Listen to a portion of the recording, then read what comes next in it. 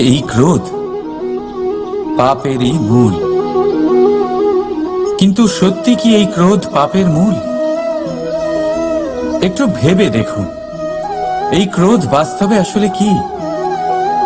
এই ক্রোধ একটা অনুভূতি যা আপনার মধ্যে হঠাৎই অসীমিত তেজ সঞ্চালন করে। এবারে আমি আপনাকে কিছু উদাহরণ দিচ্ছি যাতে আপনি বুঝতে পারেন যে ক্রোধ আপনার জন্য ভালো কি না। যদি কারোর সাথে অন্যায় হয় আর এটা দেখে আপনার ক্রোধ হয়, আর এই ক্রোধ আপনাকে তার সাহায্য করতে প্রেরণা যোগায়, তাহলে এই ক্রোধ অবশ্যই ভালো। যদি কোথাও আপনি দেখেন যে কোনো নারীর উপরে অত্যাচার হচ্ছে আর সেটা দেখে আপনার ক্রোধ হয়, আর এই ক্রোধ আপনাকে তার সাহায্য করতে সাহস যোগায়, তাহলে এই ক্রোধ অবশ্যই ভালো। যদি এই সংসারে কোথাও আপনি কোনো অনৈতিক কাজ বা ছলনা দেখেন আর আপনার তাতে ক্রোধ না হয়, কিছুই অনুভব করেন না, তাহলে এটা কাপুরুষতা। তার মানে এটাই যে আপনি আপনার মনুষ্যত্ব হারিয়ে ফেলেছেন। তাই এটা বোঝার চেষ্টা করুন, আপনার ক্রোধের তেজের ব্যবহারের ওপরে নির্ভরশীল হলো এই ক্রোধ আপনার জন্য পাপের সমান, নাকি এই ক্রোধ আপনার জন্য পুণ্যের স্থাপক। রাধা রাধা। মোহ। শাস্ত্রে লেখা আছে যে মোহ শুধু সেই ব্যক্তিকেই নয়, বরং সেই আরেক ব্যক্তিকেও বিনাশ করে দেয় যার ওপরে সেই মোহ আছে। এবারে লোকে কি করেন, এই শাস্ত্রে লেখা কথাগুলি শুধু শাব্দিক অর্থে নেন। এই মোহ, দেখুন, এটা শুভও হতে পারে, শুধু এর রূপ ভিন্ন ভিন্ন হয়। এটা ভালো করে বুঝতে হবে। এবারে মোহ যদি কোনো বস্তুর উপরে থাকে তাহলে তা লালসা হয়ে যায়। মোহ কোনো বিশেষ ব্যক্তির উপরে হয়ে গেলে তা প্রেম নয়, আকর্ষণ হয়ে যায়। মোহ কোনো চাহিদার উপরে হয়ে গেলে তা বাসনা হয়ে যায়। মোহ বিজয়ের উপরে হয়ে গেলে তা কুণ্ঠা হয়ে যায়। মোহ নিজের সংস্কৃতির উপরে হলে আপনাকে সংস্কৃতির রক্ষক বানায়। যদি এই মোহ নিজের গুণের উপরে হয়, তাহলে সেই শিল্প দ্বারা আপনি এই সংসারে অদ্ভুত সব কাজ করতে পারবেন। এবারে এটা আপনার উপরে নির্ভরশীল যে এই মোহকে আপনি সৃজনের আধার বানাতে চাইবেন নাকি বিনাশের অস্ত্র বানাতে চাইবেন। ভেবে দেখুন, সিদ্ধান্ত আপনার। রাধা রাধা। অভিমান, আত্মসম্মান, অহংকার, দেখতে গেলে এই তিনটি শব্দ ভিন্ন ভিন্ন, কিন্তু এর মূল আধার একই, আত্মসম্মান। এবার যদি কথা বলি আপনার শরীরের, আপনার সংস্কৃতির, আপনার সম্পর্কে, তাহলে অভিমান থাকা স্বাভাবিক। এবার যদি কথা বলি আপনার ব্যক্তিত্ব নিয়ে, আপনার আদর্শ নিয়ে, আপনার বিচারধারা নিয়ে, তাহলে আত্মসম্মান হলো একটা গুণ। যদি এইভাবে বলা হয় যে আমি এই কার্য কারোর সাহায্য ছাড়া, সহযোগিতা ছাড়াও করতে পারি, তাহলে এটা আত্মসম্মান, আর এটা সঠিক। যদি এভাবে বলা হয় যে আমি এই কার্য কারোর সাহায্য ছাড়াই বা কারোর সহযোগিতা ছাড়াই করে ফেলেছি, তাহলে এটা অভিমান, এটাও সঠিক। কিন্তু এই কার্য শুধুমাত্র আমিই করতে পারি আর কেউ নয়, এটা অহংকার। তাহলে এই শব্দ এবং তার অর্থ বোঝার চেষ্টা করুন। জীবন ধারণের এক নতুন পথ খুঁজে পাবেন। রাধা রাধা। সংসারে প্রত্যেক ব্যক্তি কোনো না কোনো রূপে ঈশ্বরকে মানে। কেউ মূর্তি রূপে, তো কেউ তত্ত্ব রূপে, কেউ ভাবনা রূপে, আবার কেউ স্বভাব রূপে। কেউ নিজের মধ্যে পরমাত্মা খোঁজে, আবার কেউ অন্যের মধ্যে। কারোর কাছে জ্ঞানই পরমাত্মা। সংসারে প্রত্যেক মানুষই কোনো না কোনো রূপে তার ঈশ্বরকে পেয়েই যান। কিন্তু একটা কথা বলবো, ঈশ্বর প্রথমেই নিজের একটা স্বরূপ পৃথিবীতে আপনার কাছে পাঠিয়ে দিয়েছেন। সেই স্বরূপ হলো প্রথমেই নিজের একটা স্বরূপ পৃথিবীতে আপনার কাছে পাঠিয়ে দিয়েছেন। সেই স্বরূপ হলো আপনার মাতা, আপনার মা। সেই মা যিনি আপনাকে জন্ম দিয়েছেন, আপনাকে বাঁচতে শিখিয়েছেন, আপনাকে সংস্কার দিয়েছেন। যদি আপনি কখনো কোনো অনুচিত পথে অগ্রসর হয়েছেন, তখন তিরস্কার করে আপনাকে সঠিক পথে এনেছেন। যদি আপনি এই সংসারে অসফল হয়েছেন, তখন তার আঁচলের উষ্ণতা দিয়ে আপনাকে আশ্বাস জুগিয়েছেন। সেই সমস্ত কাজ করেন এই মা, যা ঈশ্বরও করেন। সেই জন্য মনে রাখবেন যে এই সংসারে আপনার সবচেয়ে প্রথম ঈশ্বর যদি কেউ থাকে, তাহলে তা আপনার মা। প্রত্যেক প্রতিমাতে ঈশ্বর নাই থাকতে পারে, কিন্তু প্রত্যেক মায়ের মধ্যে ঈশ্বর অবশ্যই থাকে।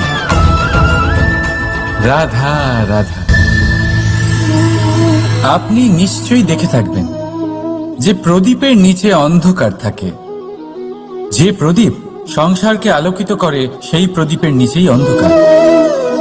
এবারে অনেক মানুষ আছে যারা এই বিষয়টা এইভাবে দেখে যে ব্যক্তি নিজের সমস্যার সমাধান করতে পারে না, আর গোটা সংসারকে উপদেশ দেয়। কিন্তু এইটা দেখার আরো একটা দৃষ্টিভঙ্গি আছে, আর সেটা হচ্ছে যে স্বয়ং জ্বলে সংসারকে আলোকিত শুধু সেই করতে পারে যা রাধার বড়ই শীতল হয়। এই সংসারের পথপ্রদর্শক সেই হতে পারে, এই সংসারকে দিশা সেই দেখাতে পারে যার মধ্যে সন্তোষ আর ধৈর্য শক্তি আছে। এবারে দেখুন, এটা অত্যন্ত গুরুত্বপূর্ণ বিষয় যে বিবেক তখনই কাজ করে যখন মন শান্ত থাকে, যখন মন শীতল থাকে। তাই যদি আপনি এই জীবনে কোনো বড় কর্ম করতে চান, তাহলে সর্বপ্রথম আপনার এই মনকে, এই বিবেককে, এই হৃদয়কে, এই আধারকে, এই ভূমিকে শীতল রাখতে শিখুন। ধৈর্য ধরুন। সংসারে এমন কিছু নেই যা আপনি করতে পারবেন না। রাধা রাধা। এই প্রদীপ দেখতে পাচ্ছেন আপনি? নিজেও জ্বলে আর এই বাতিকেও জ্বালিয়ে রাখে, আর এই সংসারকে প্রদান করে প্রকাশ। অন্ধকারাচ্ছন্ন ব্যক্তিকে প্রদান করে আশার আলো। কিন্তু এটা কখনো ভাবে না যে সেই মাটি কেমন হবে যা দিয়ে এটা তৈরি করা হয়েছে, সেই কুমোর কেমন হবে যে একে আকার দিয়েছে। ভাবে না যে একে কিনেছে তার বাড়ি কেমন হবে, তা কতটা সুসজ্জিত। কিচ্ছু নয়, শুধু এই সংসারকে প্রকাশ প্রদান করে। আর হয়তো সেই জন্যই প্রদীপকে এত ভালোবাসা হয়। সে নিজের বা অন্যের বাড়ি দেখে কখনোই জ্বলে না। সে জ্বলে শুধু অন্ধকারের সাথে লড়াই করতে। তাই আপনিও নিজের ব্যবহার এই প্রদীপের মতো করে তুলুন। নিজের পরিচয় সরিয়ে নিঃস্বার্থভাবে কর্ম করে যান, আর নিজের জন্য এক নতুন, এক বিশাল, এক অদ্ভুত পরিচয় তৈরি করুন। রাধা রাধা। এই সংসারে প্রত্যেক ব্যক্তি বড় কিছু করতে চায়, এমন কিছু যা এই সংসারে কেউ আগে কখনো করেনি। এমন জায়গায় পৌঁছতে চায় যেখানে এর আগে কেউ কখনো পৌঁছতে পারেনি। আর কেউ এতে সফলতা অর্জন করে। কিন্তু কিছু মানুষ অসফল হয় কেন? এটাই আমার প্রশ্ন। না তো তাদের ইচ্ছেতে কোনো কমতি থাকে, না কমতি থাকে তাদের চেষ্টায়। তাহলে কেন এরা পিছিয়ে পড়ে? এর উত্তর বড়ই সরল। এই সংসার আপনাদের বলি কিভাবে। আপনারা সকলে সংসারে মহান কাজ করতে চান, সেই মান, সেই সম্মান পেতে চান যা এর আগে কেউ কখনো পায়নি। কিন্তু আপনার সমস্যা এটাও যে এই কাজে সংসার আপনার সাথে থাকছে না। একা এগিয়ে চলুন। গঙ্গোত্রী থেকে যখন একটি জলের ফোঁটা বেরোয়, তখন সেটা শুধু এক বিন্দু জল। তার দেখুন, ভুলে যান গোটা সংসারকে, জীবনে একা একা এগিয়ে চলুন। গঙ্গোত্রী থেকে যখন একটি জলের ফোঁটা বেরোয় তখন সেটা শুধু এক বিন্দু জল। তারপরে যখন সে তার যাত্রা শুরু করে অন্য জলের ফোঁটার সাথে মিশে, তখন সে স্রোতে পরিণত হয়, গঙ্গাতে পরিণত হয়। যদি আপনি জীবনে এগোতে চান তাহলে একলা এগোতে শিখুন, নির্ভীক হয়ে, সাহসের সাথে, ধনাত্মক চিন্তা নিয়ে জীবনে এগিয়ে চলুন, একা এগিয়ে চলুন। আর দেখবেন সেই মান, সেই সম্মান আপনার জন্যই অপেক্ষা করে আছে। রাধা রাধা। কর্ম। মানুষ সর্বদা কর্ম করতে থাকে, আর এই কর্মের জন্যই সে মান, সম্মান, ধন, প্রতিষ্ঠা লাভ করে। এবার মানুষ সবসময় চেষ্টা করে যাতে সে ভালো কর্ম করে যায়। তাহলে আপনাকে বলি, শুধু ভালো কর্ম করাই আবশ্যক নয়, তার থেকে বেশি জরুরি হলো এই খারাপ কর্মকে বোঝা আর তার থেকে দূরে থাকা। কারণ যখনই আপনি কোনো সঠিক কাজ করেন বা ভালো কাজ করেন, কেউ তা মনে রাখে না। কিন্তু এই সংসারে বিষয়টা হলো এরকম, আপনি একটা খারাপ কর্ম করুন আর সেটা সবার মনে থাকে। এই খারাপ কর্ম কাজলের এক কৌটোর মতো হয়। আপনি যতই চেষ্টা করুন বাঁচিয়ে ব্যবহার করার, কিন্তু এই কালিমা কোথাও না কোথাও অবশ্যই লেগে থাকে। সেই জন্য জীবনে ভালো কর্ম অবশ্যই করুন, কিন্তু তার থেকেও বেশি জরুরি হলো এই খারাপ কর্মের থেকে দূরত্ব বজায় রাখা। আর এটা অবশ্যই করবেন। রাধা রাধা। সংসারে সমস্ত জায়গায় এই ব্যবসা চলতে থাকে। কিছু পাওয়ার জন্য কিছু দিতে হয়, লাভের জন্য কিছু বিনিয়োগ করতে হয়। যদি কারোর অনুভূতি জানতে হয় তাহলে নিজের অনুভূতিকে ব্যয় করতেই হবে। এবার দেখুন না, কারোর আসল চেহারা যদি জানতে হয় তাকে স্বাধীনতা দিয়ে দেখুন। যদি কারোর মনের শুদ্ধতা জানতে হয় তাহলে তাকে ঋণ দিন। যদি কারোর গুণ জানতে হয় তাহলে তার সাথে একসঙ্গে বসে ভোজন করুন। যদি কারোর ধৈর্যের পরীক্ষা নিতে হয় তাহলে তাকে তার প্রিয় কাজ করতে বারণ করে দেখুন। যদি কারোর ভালো দিক জানতে হয় তাহলে তার থেকে পরামর্শ নিয়ে দেখুন। এক অনুভূতির বদলে অন্য এক অনুভূতি বিনিময় করতে হয়। কিন্তু এই সংসারে একটাই এমন অনুভূতি আছে যেটা দেখার জন্য, যেটা পাওয়ার জন্য আপনাকেও ঠিক সেই অনুভূতিটাই দিতে হবে, আর সেটা হলো প্রেম। যদি কারোর ভালোবাসা দেখতে হয় তাহলে তাকে নিঃস্বার্থ ভালোবাসা দিন। যদি কারোর থেকে ভালোবাসা পেতে চান তাহলে তাকে নিঃস্বার্থ পরিশুদ্ধ ভালোবাসা দিন। রাধা রাধা। কথায় আছে, সময়ের পূর্বে আর ভাগ্যের বেশি কেউ কিছুই পায় না।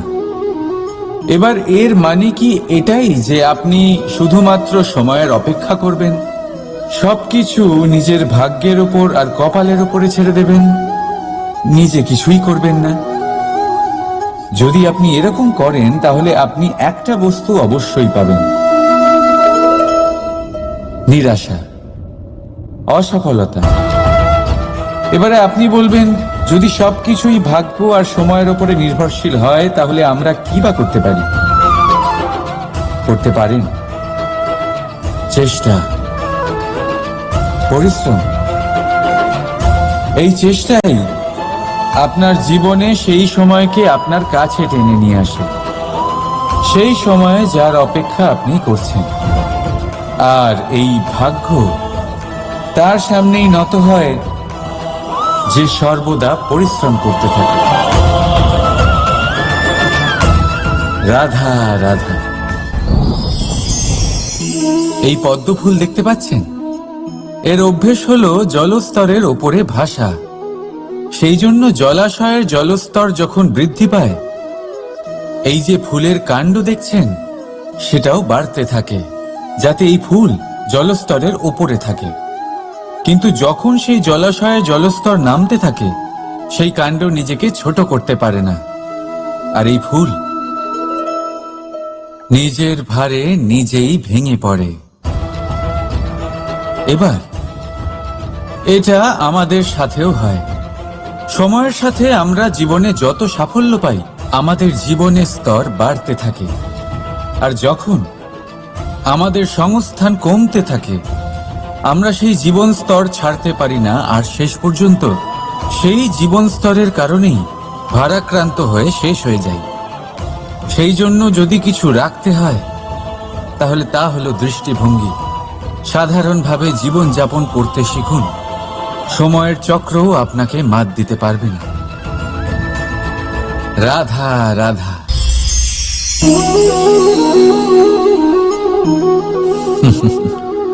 সময়, এই সময় না কোনো ব্যক্তি, না জীব, না বস্তু, তাও সময় জীবিত থাকে।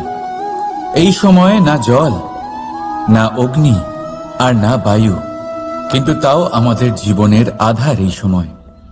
দেখতে গেলে মানুষ এই সময়ের হাতের খেলনা। কখনো আমাদের সময় ভালো হয়, আবার কখনো খারাপ। কেউ সময় আসার প্রতীক্ষা করে, আবার কেউ সময় যাওয়ার প্রতীক্ষা করে, কিন্তু এই সময় কারোর হাতে ধরা দেয় না। এই সময় যা কেউ দেখতে পায় না, এটা সবাইকে সবকিছু দেখিয়ে যায়। দেখিয়ে যায় যে আপন কে আর পর কে, আমাদের শুভাকাঙ্ক্ষীকে আর ক্ষতি কে চায়, আমাদের মিত্রকে আর আমাদের শত্রুকে। এই সময় আপনাকে দেখায় যে আপনি কতটা শক্তিশালী, সেই সময় আপনাকে দেখিয়ে যাবে আপনি কতটা দুর্বল। এই সময় সব কিছু দেখিয়ে যায়। তাই এই সময় যা এতটা শক্তিশালী, তা আমরা নষ্ট কেন করি? ভেবে দেখুন। এবারে উঠুন আর এই সময়ের সম্পূর্ণ ব্যবহার করুন। এই সময়ের সদ্ব্যবহার করুন, কারণ এই সময়কে ব্যবহার করাটাই আপনার হাতে রয়েছে, আর কিচ্ছু না। আর এই সময় একবার বয়ে গেলে, তখন যাই করুন না কেন, কখনো ফেরত আসবে না। সময়ের সদ্ব্যবহার করুন আর সবার মধ্যে আনন্দ ছড়ান। আর আসুন আমার সাথে ভালোবেসে বলুন, এটা কিছুক্ষণ এমনি ফেলে রাখেন, তাহলে দেখবেন এই ময়লা আপনার থেকে।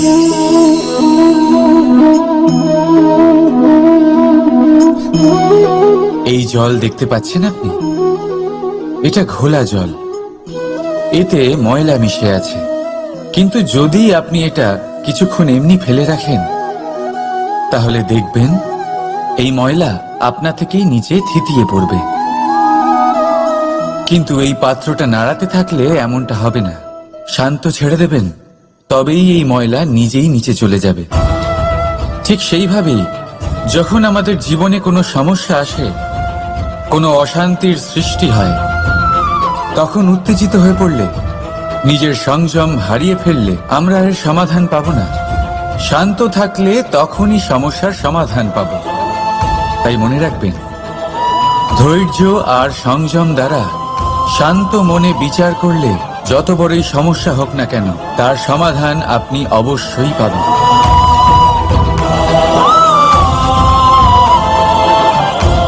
কারণ অশান্তির সমাধান শুধুমাত্র শান্তি। রাধা রাধা।